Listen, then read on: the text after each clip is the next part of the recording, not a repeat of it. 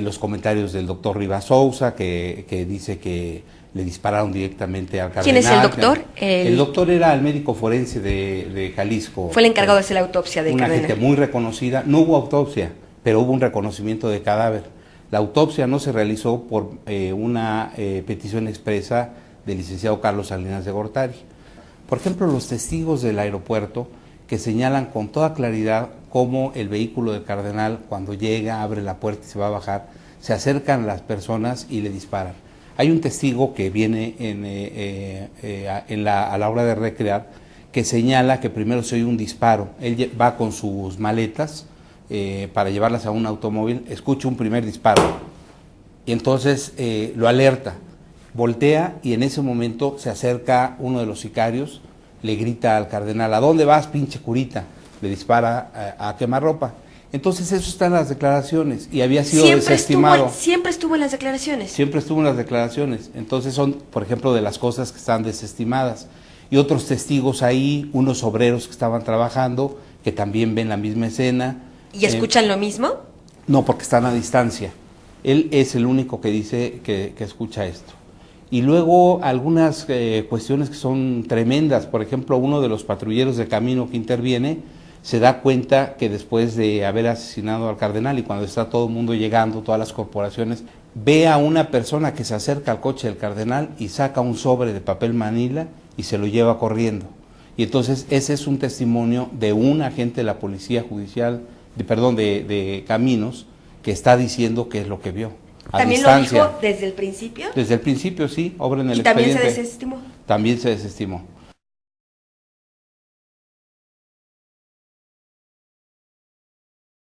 Aquí es muy oportuna la pregunta porque su declaración es muy rica y la declaración de su lugarteniente. Siempre se había sostenido que el Chapo Guzmán había entrado al estacionamiento y que el coche del cardenal, como venía atrás, lo confundieron. Bueno, con la declaración de ellos queda muy claro que ellos llegaron antes de los acontecimientos, unos minutos antes, y entraron por fuera del estacionamiento, nunca entraron. Y el Chapo Guzmán, ahí, igual que su lugarteniente Cruz, José Antonio Mendoza Cruz, ellos declaran que llegan, se estacionan, se bajan del auto, le entregan las llaves a Pineda, sacan una maleta de la cajuela del vehículo, van caminando y a la hora que van a atravesar para entrar al edificio, escuchan: ahí está, es él, voltean y es cuando atacan al cardenal y empieza la balacera. Entonces, ese testimonio es muy rico y desmorona las anteriores inventos que había tenido como verdades la PGR, ¿no? Cuando lo fuimos a interrogar al Chapo Guzmán, me acuerdo que tenía una mirada y una expresión como de ¿qué pasa aquí, no? O sea, pues este asunto, ¿cómo es que están estos abogados? Fue una declaración muy difícil porque cada pregunta que hacíamos el Ministerio Público la detenía y decía que no pasaba y no pasaba y no pasaba, pero pudimos sacar algunas cosas. Por ejemplo, el famoso automóvil que él tenía, Gran Marquis Blanco. El Gran Marquis Blanco, él no tenía ningún Gran Marquis Blanco. Hace algunos años la esposa había tenido un Gran Marquis Blanco, pero él no andaba en un Gran Marquis Blanco.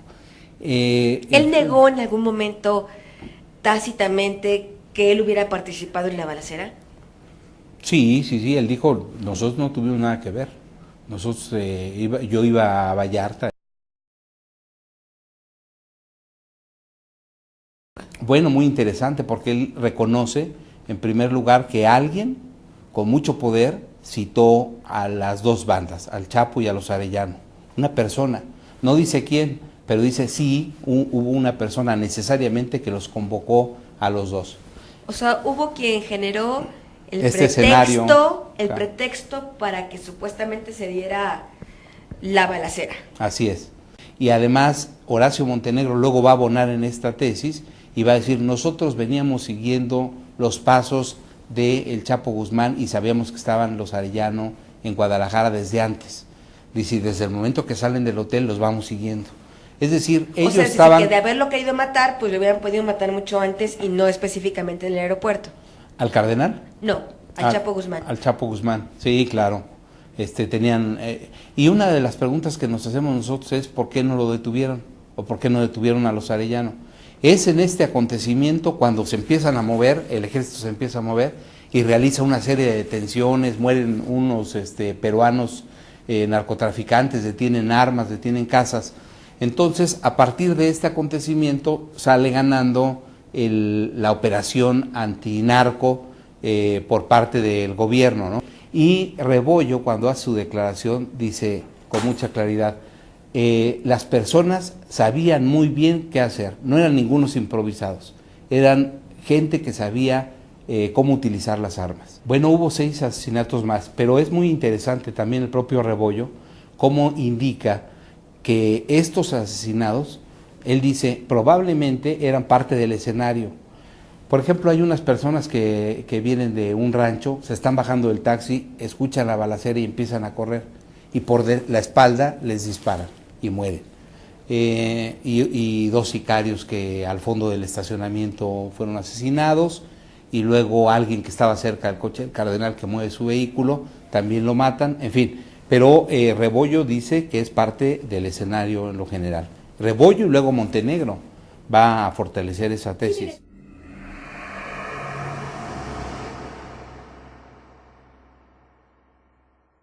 Esta testigo, que era una sirvienta, va a la casa de una amiga para planchar y entonces se da cuenta de que hay una reunión y empieza a preguntarle a la amiga qué es esa reunión.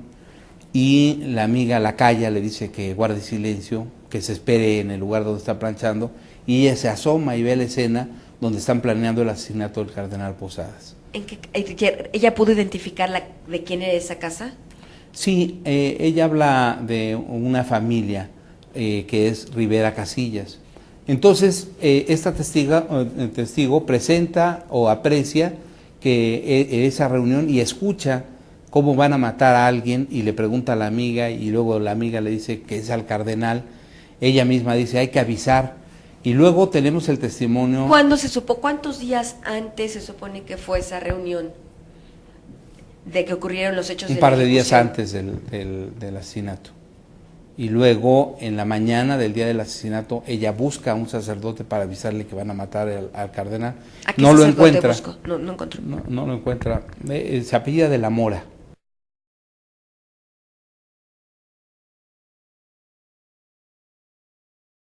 ¿Cuál es su nombre completo? Mire, cuando yo salí del internado me llamaban Catalina Pedrosa Ponce. Ajá. Y cuando después que me bauticé, Rivadeneira Urtis. Oye, Catalina. Mande. ¿Tienes miedo? No. ¿Y qué platicaban? Pues que eso sí decía, allí en el que se lo iban a echar, por hocicón, por bocón. Por bocón. Por bocón. Eso decían. Sí. ¿Cuántas gentes había? Habría como unas 15 o 14, no me acuerdo. 15 o 14. Oye,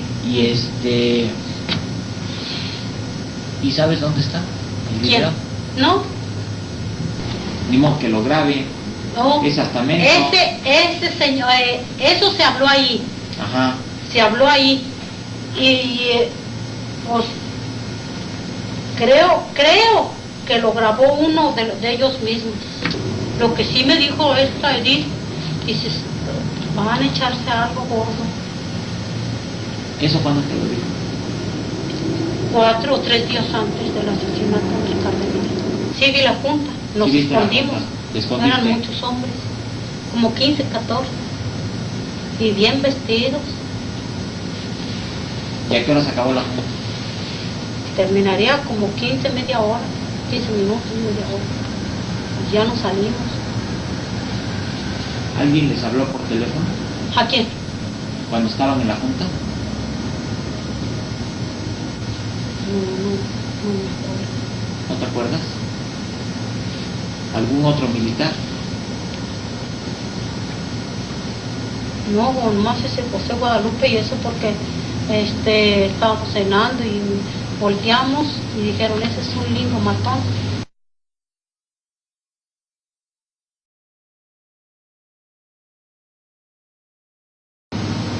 ¿Tú estuviste nada más en esa junta o también en las otras dos? No, nomás ese día que fui, que me dijo Edith, que ¿sabes? Sí. Y la señora Francisca. ¿Pero quién te dijo que ahí había sido otra de las juntas? ¿Quién te dijo que ahí había sido otra de las juntas? Edith. Edith sí fue a las 3. Pues trabajaba con los señores. Con los señores. Concretamente, ¿para quién trabajaba, te acuerdas? Para los señores Rivera. Rivera. Rivera.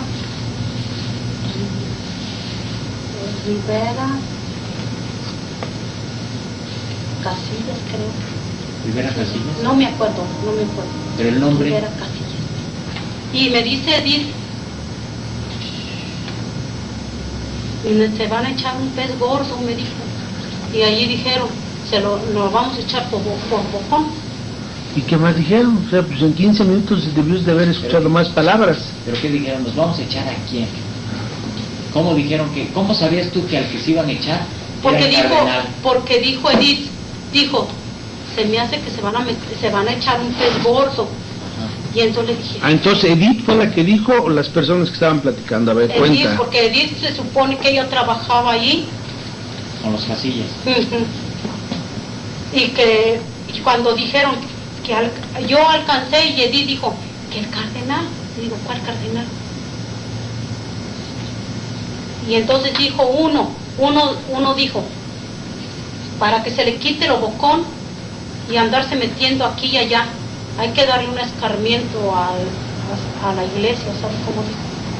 Hasta yo le dije al cardenal no lo mataron por equivocación, eso fue planeado.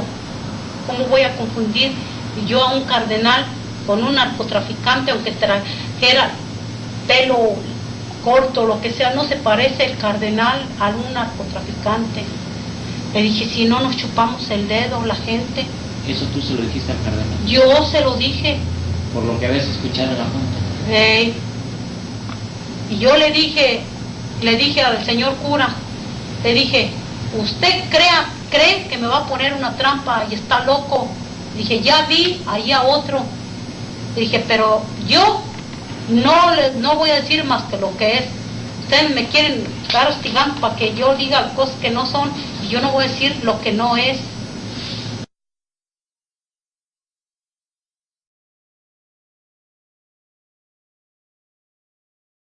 Él en concreto dice que él estuvo incluso yendo a las homilías con el cardenal y que se daba cuenta que él estaba hablando fuerte en contra del narcotráfico. Y luego, a la hora de hacer operativos, él dice que encontró estos documentos, unos documentos que eran muy relevantes del asesinato del cardenal Posadas. Es decir, el señor Horacio Montenegro en un cateo había encontrado documentos donde se hablaba de una narconómina de funcionarios. Así es. De Catalina supimos de oídas, porque no investigamos más, que había sido violada después de que declaró y después desapareció, no vivía ya más en donde vivía. Catalina, en su declaración, a la hora de que está firmando ya las actas, después de un interrogatorio muy largo que fue toda la noche y parte de la mañana, ella hace una expresión y dice, me van a matar. Entonces está firmando y todo esto está en el video. Falleció también un personaje que era muy importante porque era un asesor de don Raúl Salinas Lozano, que era un notario y que ya murió, García Ávila. Él estaba en la investigación, él era asesor del Procurador General de la República. ¿Y qué papel jugaba en esto él? Él le daba seguimiento, él era el que impulsaba y el que manejaba todas las diligencias. Un abogado de la familia Salinas. Pues que había sido asesor del papá de Salinas. ¿Esto era casual? Bueno, creo que nada es casual en esta vida. Lo que puedo decir es que él se encargó en muchas ocasiones de entorpecer las diligencias. ¿En qué sentido? Pues las apremiaba, las descalificaba.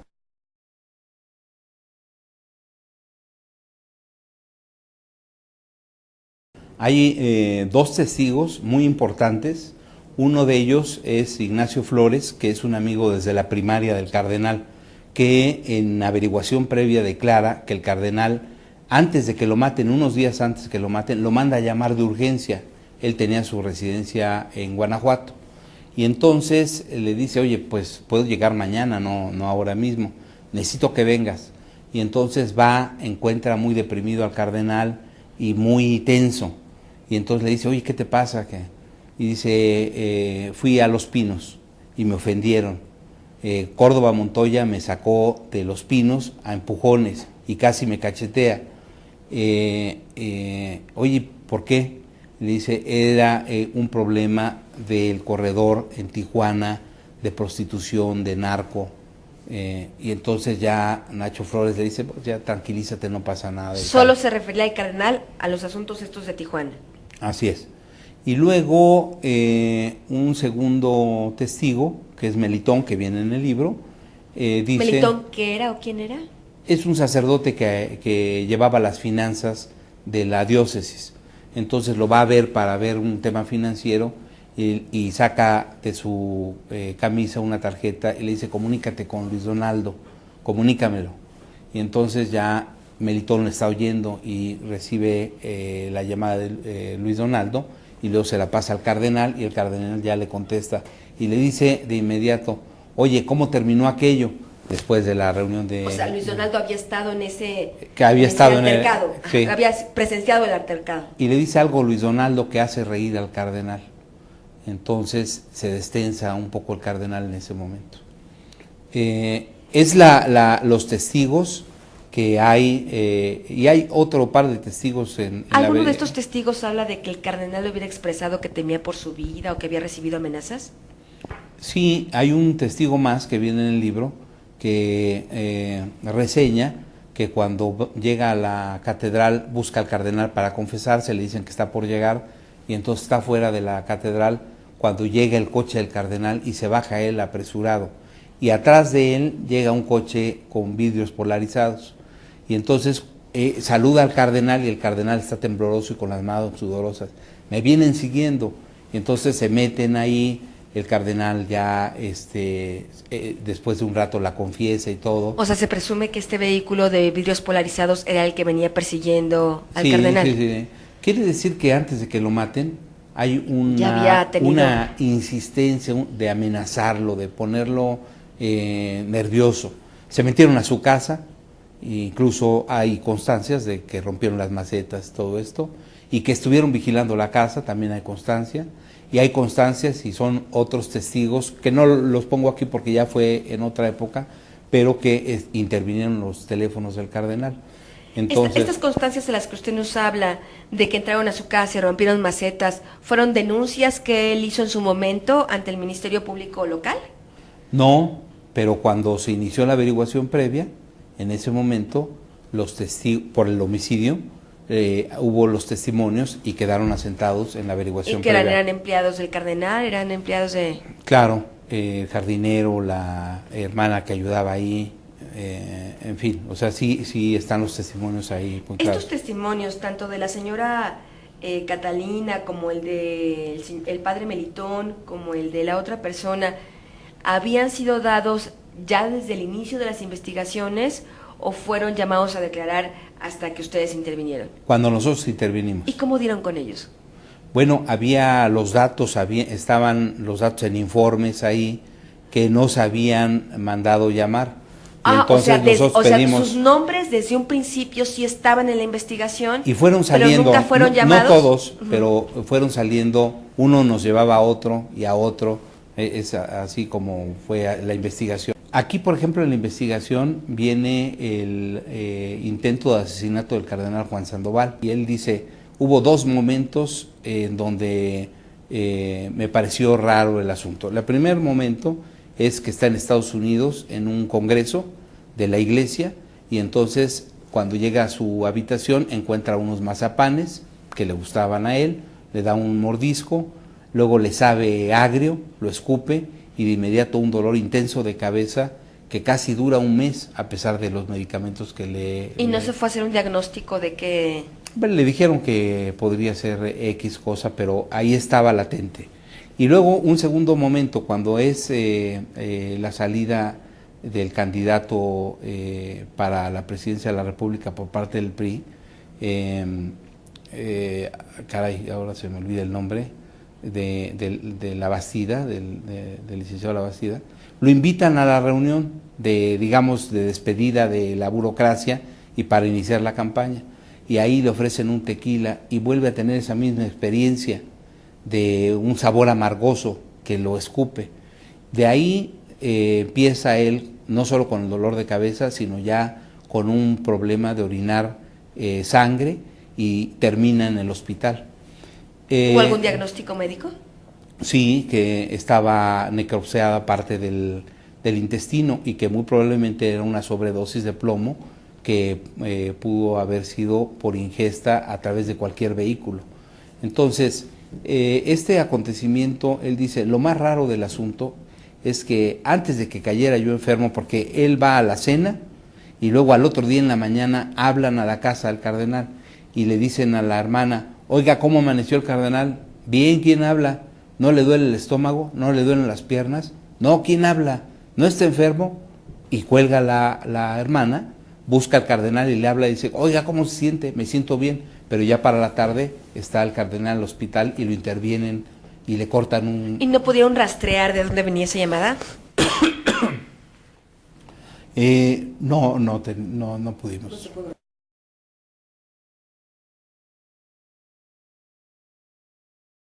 Y a nosotros nos contrataron como despacho para asistir al gobierno de Jalisco y luego el cardenal nos nombró también como abogados. O sea, su autoría en este libro es porque usted le constaron mucho de los hechos, porque fue abogado representante en esta investigación del gobierno de Jalisco. Así es, estuve prácticamente en la mayoría de las diligencias que se practicaron y es el motivo que después de varios años he tomado la decisión de escribir una crónica